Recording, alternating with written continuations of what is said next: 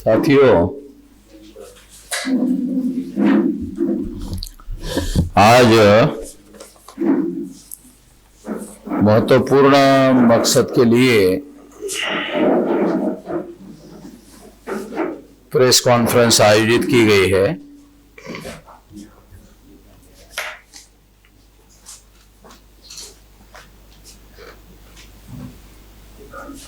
और खास तौर पर जो YouTube चैनल के लोग हैं उन लोगों को आमंत्रित किया गया है।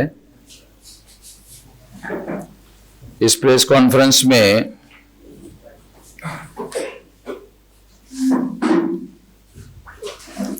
राष्ट्रीय परिवर्तन मोर्चा के लोगों को आमंत्रित किया गया है, जिसमें बहुजन मुक्ति पार्टी की तरफ से परवेंद्र प्रताप सिंह, राष्ट्रीय भागीदारी पार्टी से इंजीनियर श्रीकांत गुप्त साहू, इंसाफवादी पार्टी से अवधेश यादव, राष्ट्रीय सत्याग्रह पार्टी से दिलीप कुमार रस्तोगी, लोकतांत्रिक साझा पार्टी से मायाराम वर्मा, जनहित किसान पार्टी से दीपक चौरसिया, वंचित समाज इंसाफ पार्टी से आरबीसी प्रजापति, इंडियन यूनियन मुस्लिम लीग के केएम कदीर मोइनुद्दीन, सेकुलर इनकलाब पार्टी से सत्यवीर गिरी जी और पिछड़ा समाज पार्टी से श्याम सिंह सैनी जी, जो उनके राष्ट्रीय अध्यक्ष है, और इंडियन मुस्लिम लीग के डॉक्टर मतीन और इंडियन मुस्लिम लीग के डॉक्टर मतीन साहब, ऐसे टोटल मिलाकर 11 पार्टी के लोग यहाँ उपस्थित हैं। तो सबसे पहले तो मैं इस प्रेस कॉन्फ्रेंस में खास तौर पर एक महत्वपूर्ण घोषणा करने के लिए यह प्रेस कॉन्फ्रेंस बुलाई गई है। तो ये महत्वपूर्ण घोषणा ये है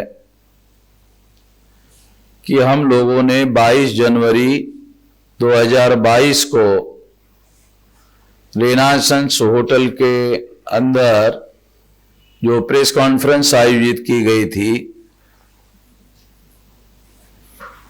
उस प्रेस कॉन्फ्रेंस में भागीदारी परिवर्तन मोर्चा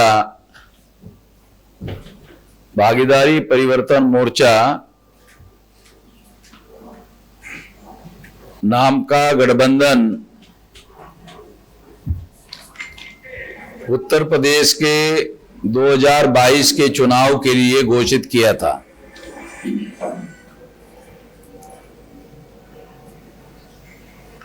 आप लोगों को याद है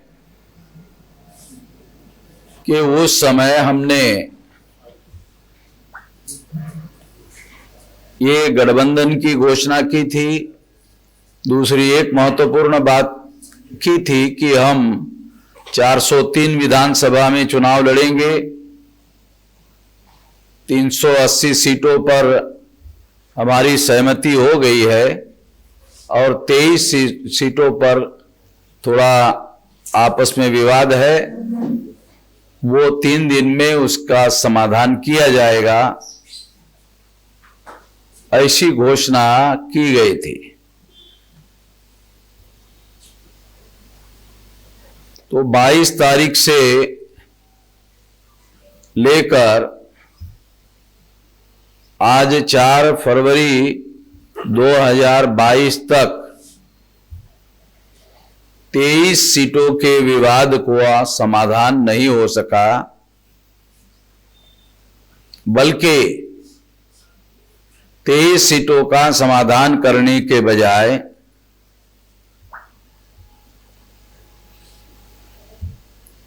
जो 380 सीटों पर विवाद नहीं था,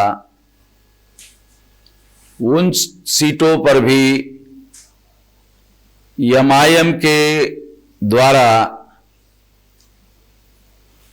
और जनाधिकार पार्टी के द्वारा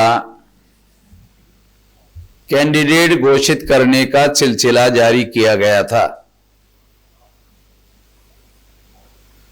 इसका समाधान करने की कोशिश की गई थी और इसके लिए भी हमने ही प्रयास किया था। उसमें उस प्रेस कॉन्फ्रेंस में ये भी घोषित किया गया था कि 2 मुख्यमंत्री होंगे। पहले 2.5 साल के लिए बाबू सिंह कुशवाहा जी मुख्यमंत्री पद के कैंडिडेट रहेंगे और 2.5 साल के लिए परवेंद्र प्रताप सिंह रहेंगे और 3 उप मुख्यमंत्री रहेंगे।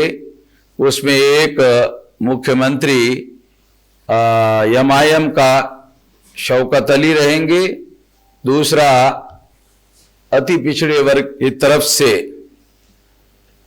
डॉक्टर रघुनंदन निषाद रहेंगे और तीसरा उप मुख्यमंत्री के लिए रामस्वरूप वर्मा जी, जो राष्ट्रीय किसान मोर्चा के राष्ट्रीय अध्यक्ष है और दिल्ली में जो किसानों का आंदोलन चला उसमें 4 महीने तंबू गाड़कर जिन्होंने ये लड़ाई लड़ने के लिए रात दिन संघर्ष किया, वो रामस्वरूप वर्मा जी उसके उप मुख्यमंत्री रहेंगे, ये घोषित किया गया था।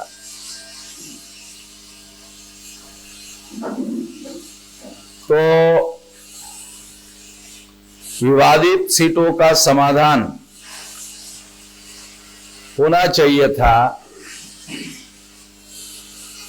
मगर विवादित सीटों का समाधान करने के बजाय एमआईएम के द्वारा और जनाधिकार पार्टी के द्वारा जिन सीटों पर समाधान हो चुका था उन सीटों पर भी कैंडिडेट उतारने का कार्यक्रम जारी हुआ और बहुजन मुक्ति पार्टी के कैंडिडेट पर यानी उनके कोटे की सीटों पर भी अतिक्रमण करने का कार्य जारी हुआ।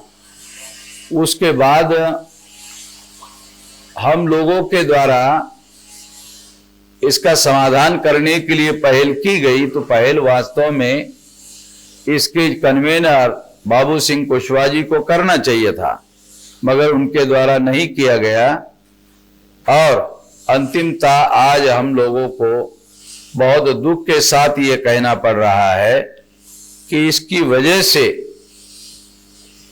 ये जो भागीदारी परिवर्तन मोर्चा का गठबंधन है, ये गठबंधन हम लोगों को छोड़ना पड़ रहा है और इस तरह से हम लोग भागीदारी परिवर्तन मोर्चा से अपने आप को अलग कर रहे हैं और इसकी आज घोषणा कर रहे हैं और घोषणा करने के लिए खास तौर पर आज की प्रेस कॉन्फ्रेंस आयोजित की गई है।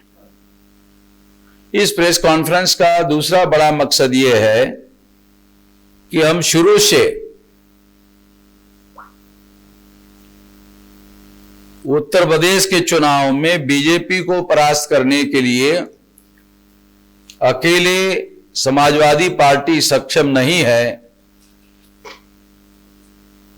इसके लिए महागठबंधन बनाना पड़ेगा। केवल गठबंधन बनाने से छोटे दलों को लेकर सफलता मिलने वाली नहीं है, महागठबंधन बनाना पड़ेगा। महागठबंधन बनाए बगैर बीजेपी को परास्त करना संभव नहीं है, इसलिए महागठबंधन बनाना पड़ेगा। ये हमारी शुरू से कोशिश थी और महागठबंधन बनाने के लिए या तो समाजवादी पार्टी के साथ मिलकर महागठबंधन बनाया जा सकता था या कांग्रेस पार्टी के साथ मिलकर महागठबंधन बनाया जा सकता था या फिर ओवैसी साहब के पार्टी के साथ मिलकर महागठबंधन बनाया जा सकता था। ऐसा विचार था और यह भी घोषित किया जा रहा था कि तीनों पार्टियों के साथ हमारी वार्ता हो रही है, चर्चा हो रही है, जिनके साथ पहले गठबंधन होगा वो गठबंधन पहले महागठबंधन घोषित किया जाएगा और उसी के तहत 22 जनवरी को महागठबंधन घोषित किया गया था। मगर 23 सीटों का विवाद सीनियर पॉलिटिशियन रहे हुए व्यक्ति ओवैसी साहब और बाबू सिंह कुशवाहा जी ने नहीं किया, बल्कि 380 सीटों पर और खासतौर पर बहुजन मुक्ति पार्टी के कोटे की जो सीटें हैं उनके ऊपर अतिक्रमण करने का और उनके सीटों पर कैंडिडेट खड़े करवाने का कार्यक्रम जनाधिकार पार्टी के द्वारा और एमआईएम के द्वारा शुरू हुआ। उसका भी समाधान करने की कोशिश की गई, मगर उन लोगों ने इसका समाधान करने के लिए कोई रिस्पांस नहीं दिया, बल्कि अवरोध खड़ा करते रहे। परिणामतः आज हमें दुख के साथ भागीदारी परिवर्तन मोर्चा छोड़ना पड़ रहा है और मूल रूप से जो राष्ट्रीय परिवर्तन मोर्चा हमने शुरू से बनाया था 18 दल के लोगों ने आज लगभग 11 पार्टी के लोगों ने मिलकर राष्ट्रीय परिवर्तन मोर्चा का पुनर्जीवन करने की घोषणा कर रहे हैं। तो इस तरह से आज ये घोषणा करने के लिए ये प्रेस कॉन्फ्रेंस आयोजित की गई थी और इस संबंध में जो प्राइमरी बयान था वो बयान हमने दिया है। इस संबंध में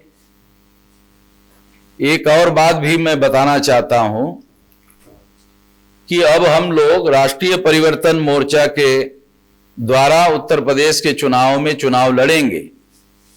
इसमें भी 2 मुख्यमंत्री रहेंगे।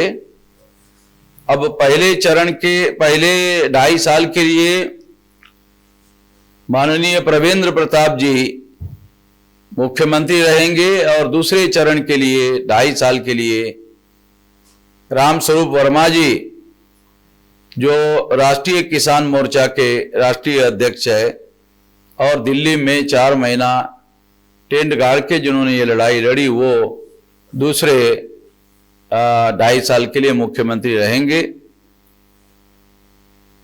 और इसके 5 उप मुख्यमंत्री रहेंगे, जिसमें एक मुस्लिम समाज का मेहरबान अली उनका नाम रहेगा। उनका नाम मेहरबान अली है। ये 5 साल के लिए उप मुख्यमंत्री रहेंगे। पश्चिमी उत्तर प्रदेश के रहने वाले हैं। दूसरा है डॉक्टर रघुनंदन निषाद उर्फ मल्ला। ये 5 साल के लिए उप मुख्यमंत्री रहेंगे। 3 दिनेश लोधी, ये 5 साल के लिए उप मुख्यमंत्री रहेंगे। 4 डॉक्टर ओम प्रकाश कुशवाहा आजमगढ़ के, ये 5 साल के लिए उप मुख्यमंत्री रहेंगे। और 5 राम अजोर सरोज, ये पासी समाज के हैं, ये 5 साल के लिए उप मुख्यमंत्री रहेंगे। तो इस तरह से 2 मुख्यमंत्री और 5 उप मुख्यमंत्री इस राष्ट्रीय परिवर्तन मोर्चा के अंदर शामिल रहेंगे। इस तरह से राष्ट्रीय परिवर्तन मोर्चा के द्वारा ये चुनाव इस तरीके से लड़ा जाएगा। और पहले चरण में जो पश्चिमी उत्तर प्रदेश में 57 सीटें हैं, उसके लिए 10 तारीख को चुनाव होने जा रहा है। तो उसमें घर घर जाकर जनसंपर्क करने का एक साथ 11 चुनाव क्षेत्रों में 11 टीम बनाकर ये परिवर्तन एक प्रकार की पदयात्रा जनसंपर्क का अभियान एक ही दिन 8 फरवरी को किया जाएगा। एक ही दिन में ये किया जाएगा और फिर अगले बार अगले चरण का हर चरण का कार्यक्रम उचित समय पर घोषित किया जाएगा। इस मौके पर मैं इतनी ही बात कहना चाहता हूं।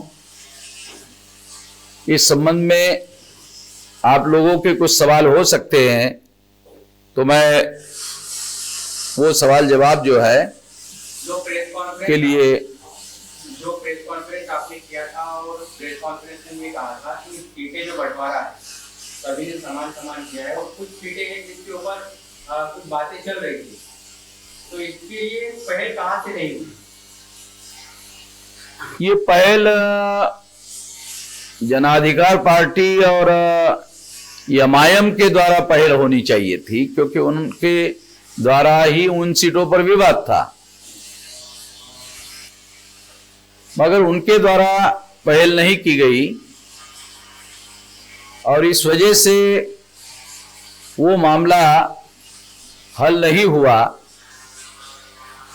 और हल करने के बजाय जिन 380 सीटों पर ये प्रेस कॉन्फ्रेंस के रिकॉर्ड में अवेलेबल है 22 तारीख के कि 380 सीटों पर हमारी सहमति हो गई है, 23 सीटों पर सहमति नहीं बनी है, वो 3 दिन में सहमति बना करके घोषित कर दिया जाएगा ये कहा गया था। और ये 23 सीटों को समाधान करना कोई बहुत बड़ा मामला नहीं था, क्योंकि 14 सीटों का विवाद एमआईएम के द्वारा था और 9 सीटों का विवाद जनता पार्टी के द्वारा था। दोनों सीनियर पॉलिटिशियन है और ये मुझे लगता कि ये बहुत बड़ा मामला था। अगर हम लोग इसका बारीकी से विश्लेषण करें तो ये बात पता चलती है कि बहुजन मुक्ति पार्टी के द्वारा जो सीटें उनके हिस्से में आई थी 380 में 149, जनाधिकार पार्टी के हिस्से में 145 और एमआईएम के हिस्से में 86 सीटें उनके हिस्से में आई थी। तो ऐसा 380 सीटों पर घोषणा कर दी गई थी। ओवैसी साहब ने खुद कहा उस वक्त, और ओवैसी साहब ने ये आंकड़े घोषित किए कि इस पर हमारी सहमति हो गई है। 23 सीटों पर जो विवाद है वो विवाद 3 दिन में सुलझा लिया जाएगा, कोई बहुत बड़ा मामला है ही नहीं। पत्रकारों ने ये पूछा तो ये कहा गया था, मगर इसके लिए उनके द्वारा दोनों के द्वारा कोई पहल नहीं की गई, बल्कि जो 149 बहुजन मुक्ति पार्टी के हिस्से में सीटें आई थी उनकी सीटों पर जनाधिकार पार्टी के द्वारा और एमआईएम के द्वारा अतिक्रमण करने का काम शुरू किया गया। इस वजह से यह विवाद हुआ और यह विवाद अनियंत्रित हो गया। इसलिए यह बेहतर समझा गया कि अब समय नहीं है, इसलिए हमने इस गठबंधन से अपने आप को अलग करने का फैसला किया। तो वो करने के लिए, ये घोषणा करने के लिए ये प्रेस कॉन्फ्रेंस आयोजित की गई है। जब आपने प्रेस कॉन्फ्रेंस की थी 22 जनवरी, उस वक्त आपने कहा था कि अब लड़ाई जो है वो बीजेपी गठबंधन और भागीदारी परिवर्तन मोर्चा के बीच में होने वाली, और वैसी खबरें भी सोशल मीडिया और तमाम मीडिया में चल रही है। अब आप भागीदारी परिवर्तन मोर्चा से बाहर हो गए हैं, तो अब आप क्या देखते हैं कि लड़ाई किसके बीच में? अब ये लड़ाई का स्वरूप भागीदारी परिवर्तन मोर्चा वर्सेस बीजेपी गठबंधन के बीच में ये लड़ाई होने का मामला था, मगर अभी ये गठबंधन टूटने की वजह से अभी ये परिस्थितियां बदल गई है, ऐसा कहा जा सकता है। अब ये केवल दो पार्टी के बीच में गठबंधन होने के लड़ाई होने के बजाय अब ये मल्टीपल लड़ाई होगी, क्योंकि अब इसमें कई पार्टियों के बीच में लड़ाई होगी, ऐसा हमारा मानना है। अब इसमें इस लड़ाई में ऐसा होने की वजह से एक भारतीय जनता पार्टी रहेगी, दूसरी समाजवादी पार्टी रहेगी, तीसरी राष्ट्रीय परिवर्तन मोर्चा रहेगा, चौथा बहुजन समाज पार्टी रहेगी और चौथी कांग्रेस पार्टी रहेगी।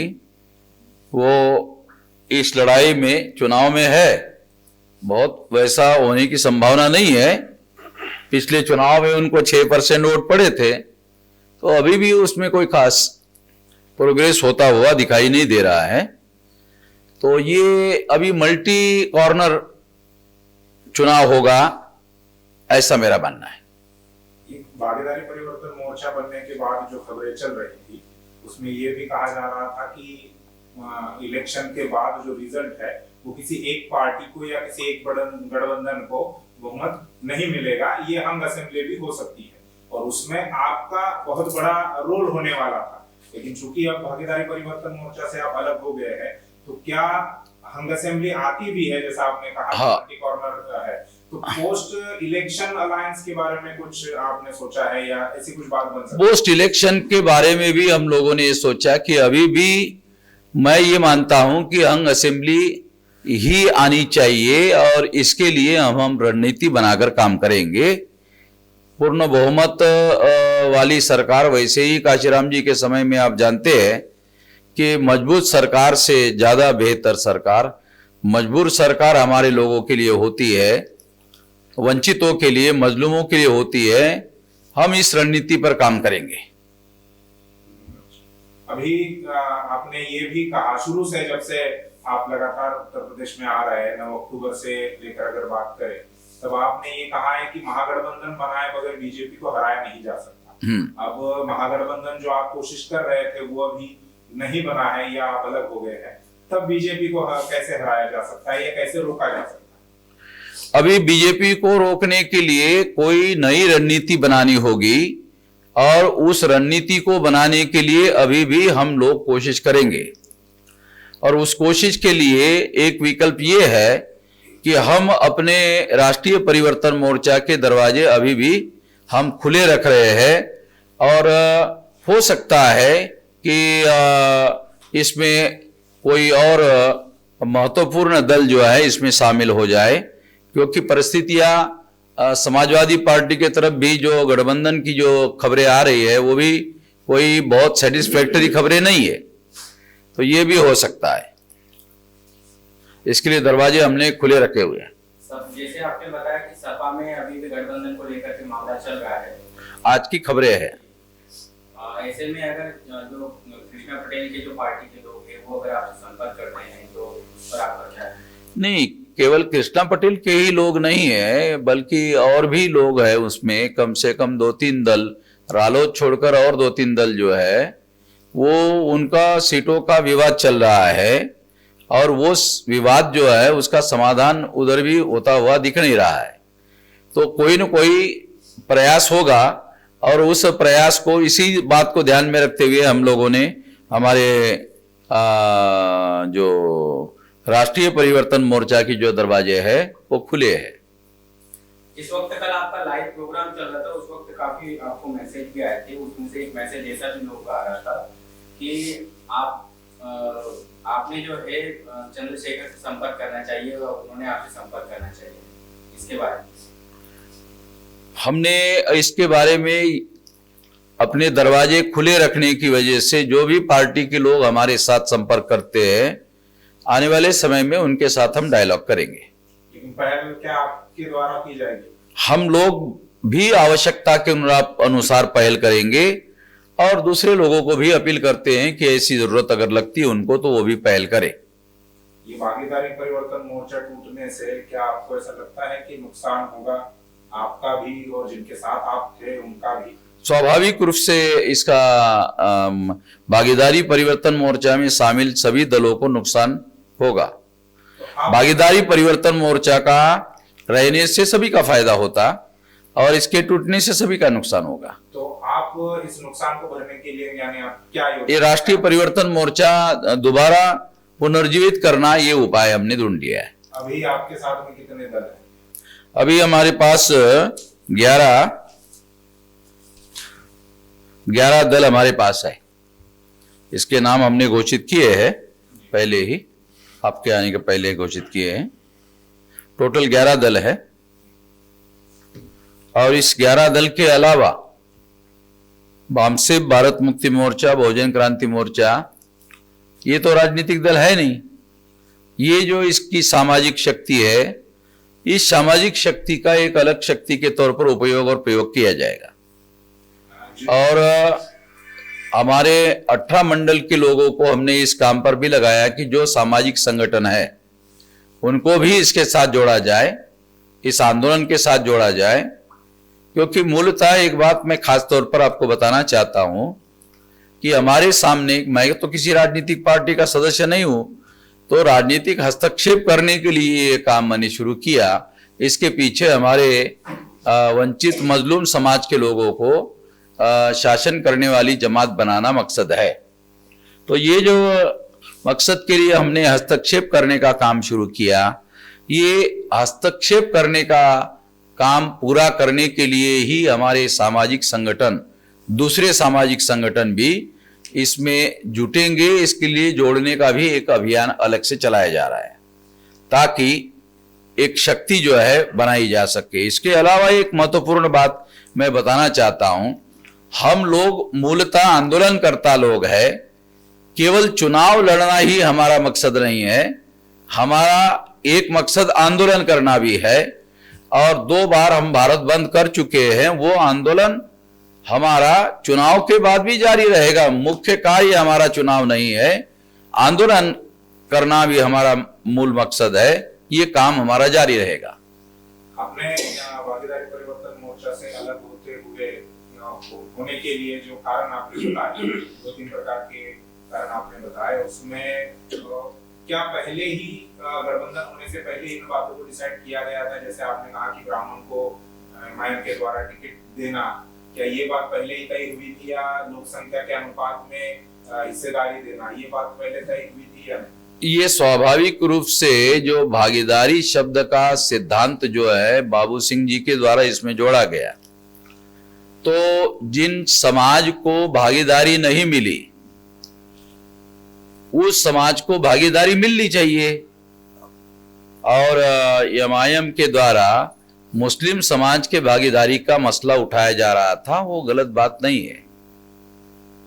वो हम अलग हुए, एक बात अलग है, मगर वामसिप के 85% के कार्यक्रम में ये बात पहले से उठाई जा रही है कि माइनॉरिटी के लोगों को भारत के लोकतांत्रिक व्यवस्था में भागीदारी नहीं मिल रही है और ये संख्या के अनुपात में मिलना चाहिए।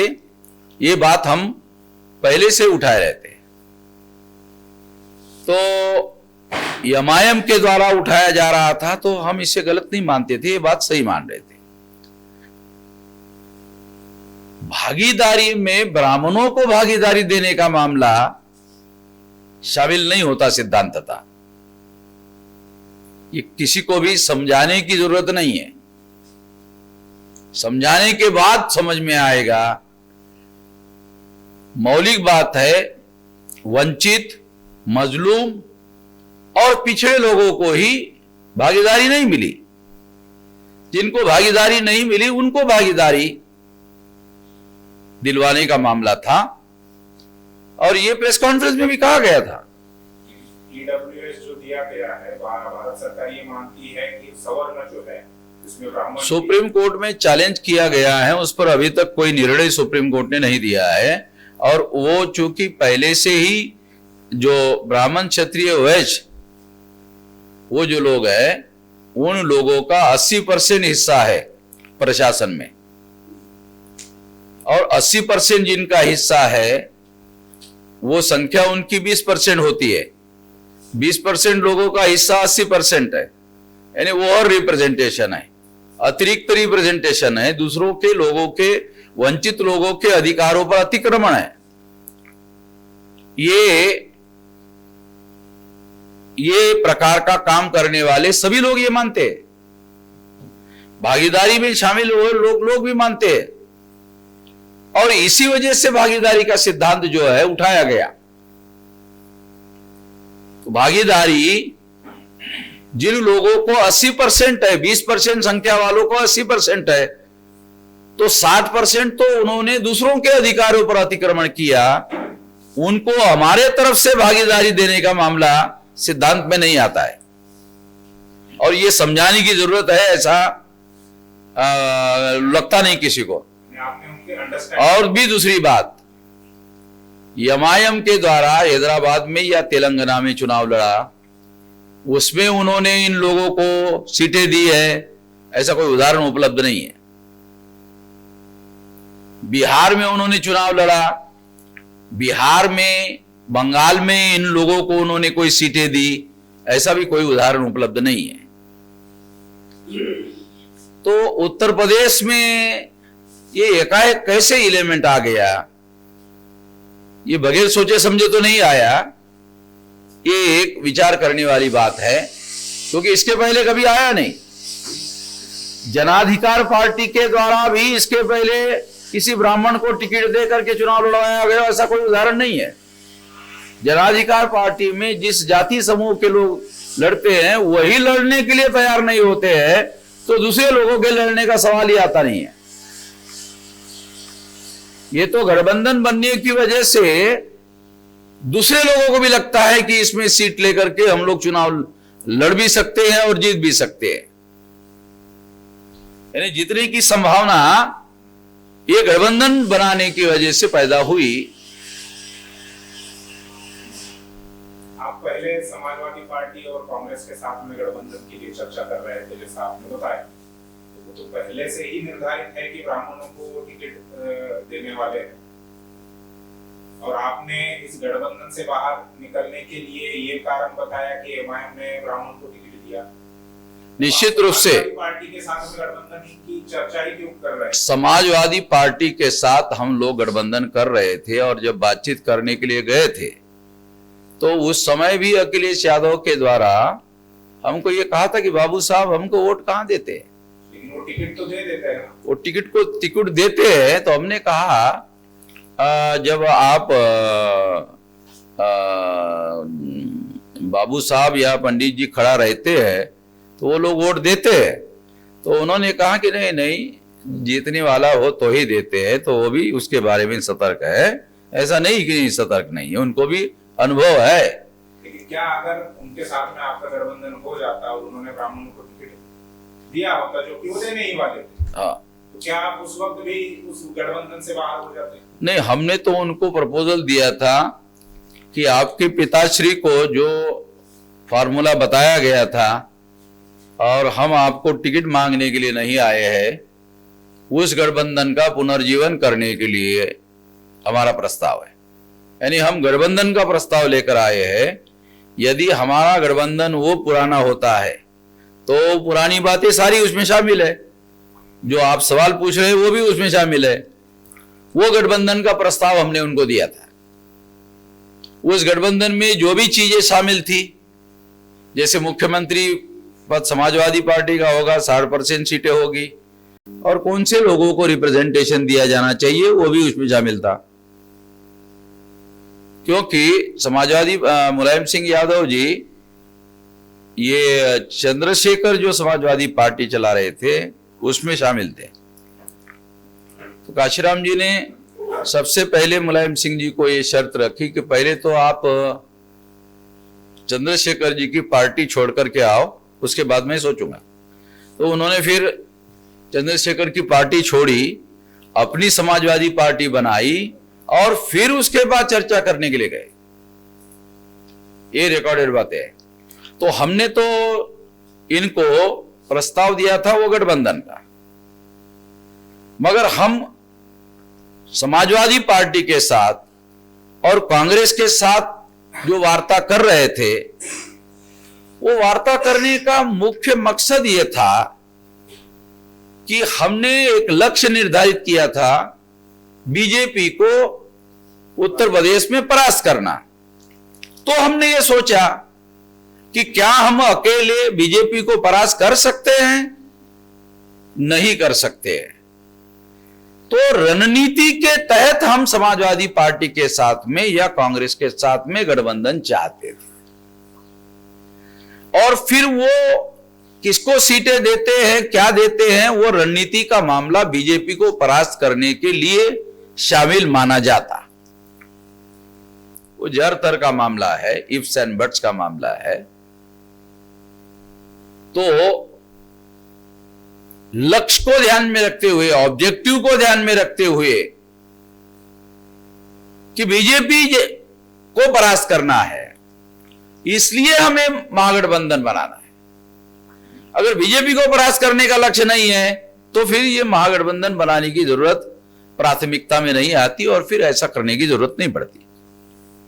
जहां तक एमआईएम और जाफ के द्वारा आपके मतलब गठबंधन में आपके हिस्से में जो सीटें आई थी उस पर अतिक्रमण करने का मामला है, तो क्या ये ऐसा हो सकता है, क्या उनकी सोच ऐसी हुई कि आपके द्वारा उन सीटों पर, जो सीटें आपको मिली है, उन सीटों पर कैंडिडेट घोषित नहीं किया और फिर इस वजह से वो सीट खाली ना जाए, इसलिए उन्होंने अपने कैंडिडेट घोषित किया है, वहां पर उनके कैंडिडेट नहीं, इसके लिए तो हम लोगों का कोई विवाद नहीं था। हमने इस बात को अपने से पहल किया, और जहां पर अदला बदली करने की जरूरत है तो इसके बारे में तीनों में कोई विवाद नहीं था। अदला बदली करने के लिए तीनों में विवाद करने की कोई वजह नहीं थी। मान लो सीटें अदला बदली करनी है तो गठबंधन में सीटें अदला बदली करनी है।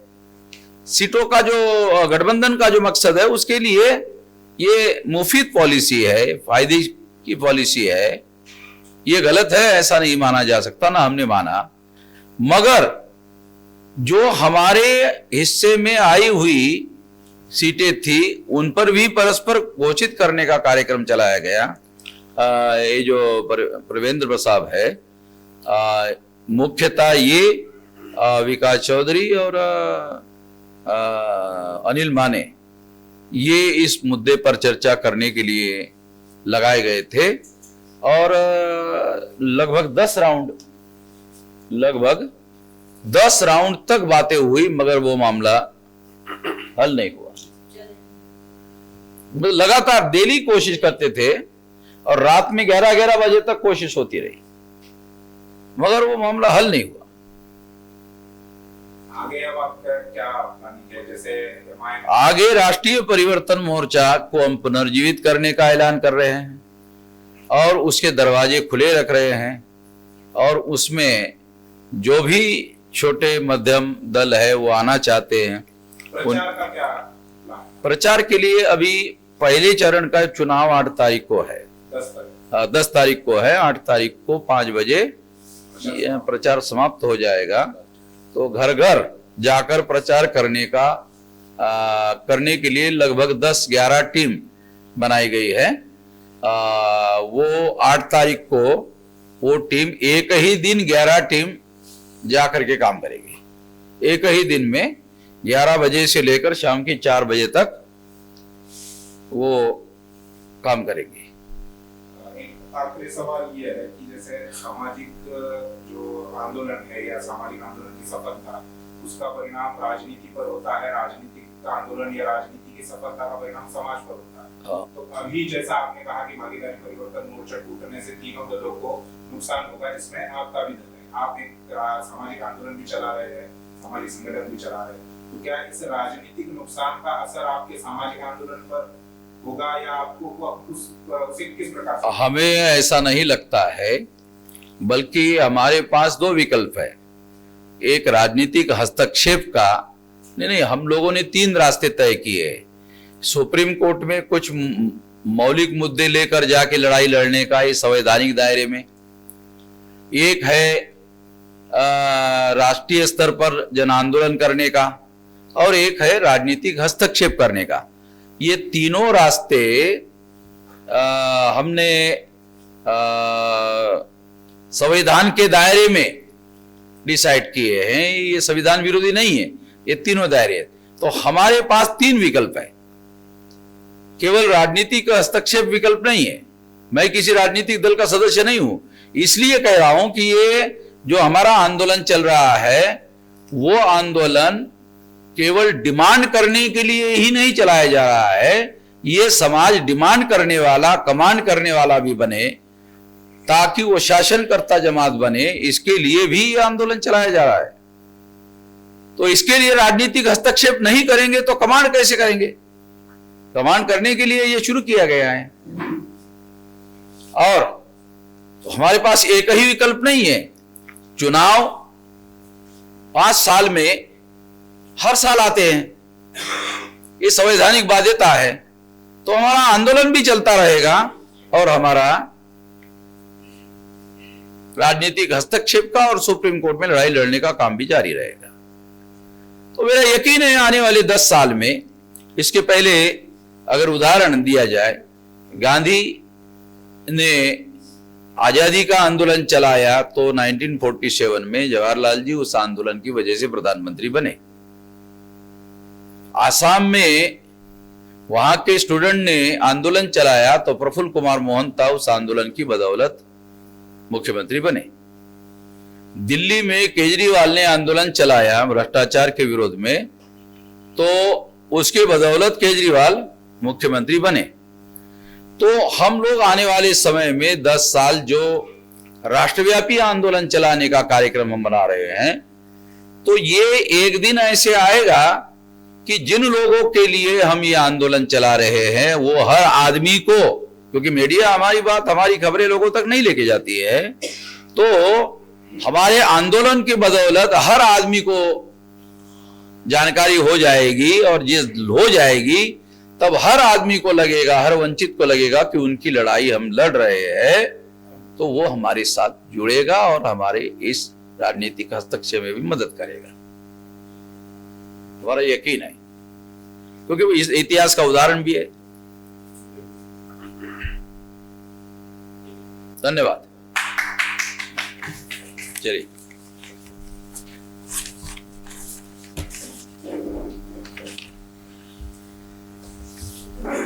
नाश्ता वास्ता का हाँ पॉइंट को समझो आप लोग कह रहे थे।